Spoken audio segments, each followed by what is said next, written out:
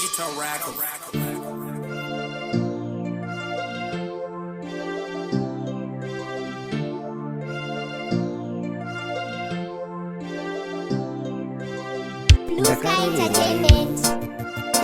Wakaroverwa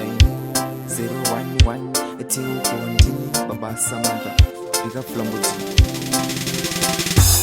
uri mbabvu yangu mudiwa wangu uri pakati pemoyo wangu vhura moyo wangu ndipinde nerudo vhura nzeve dzako ndiimbe dzerudo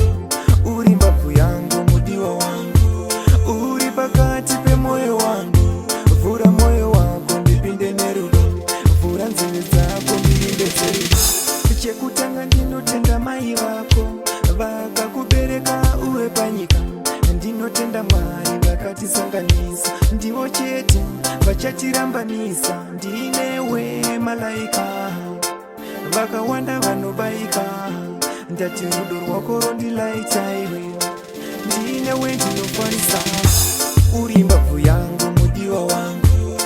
uri pakati pemoyo wangu vhura moyo wangu ndipinde nerudo vhura nzeve dzako ndiimbe dzerudo uri mbabvu yangu mudiwa wangu uri pakati pemoyo wangu vhura moyo wako ndipinde nerudo vhura nzeve dzako ndiimbe dzerudo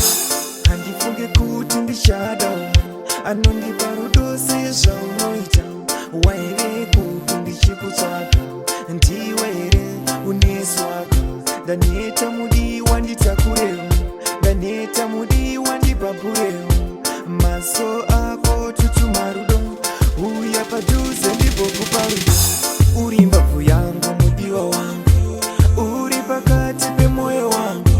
vhura moyo wako ndipinde nerudo vhura nzeve dzako ndiimbe dzerudo uri mbabvu yangu mudiwa wangu uri pakati pemoyo wangu vhura moyo wako ndipinde nerudo vhura nzeve dzako ndiimbe dzerudo chekutanga ndinotenda mai vako vakakubereka uwe panyika ndinotenda Mwari vakatisanganisa ndivo chete vachatirambanisa ndinewe malaika vakawanda vanobaika ndati rudo rwako rondilaita iwe ndinewe ndinokwanisa uri mbabvu yangu mudiwa wangu uri pakati pemoyo wangu vhura moyo wako ndipinde nerudo vhura nzeve dzako ndiimbe dzerudo uri mbabvu yangu mudiwa wangu uri pakati pemoyo wangu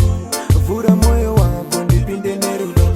vhura nzeve dzako ndiimbe dzerudo handifunge kuti ndichada anondipa rudo sezvaunoita waive kuti ndichikutsvaka ndiwere uneswaka ndaneta mudiwa nditakurewo ndaneta mudiwa ndibhabhurewo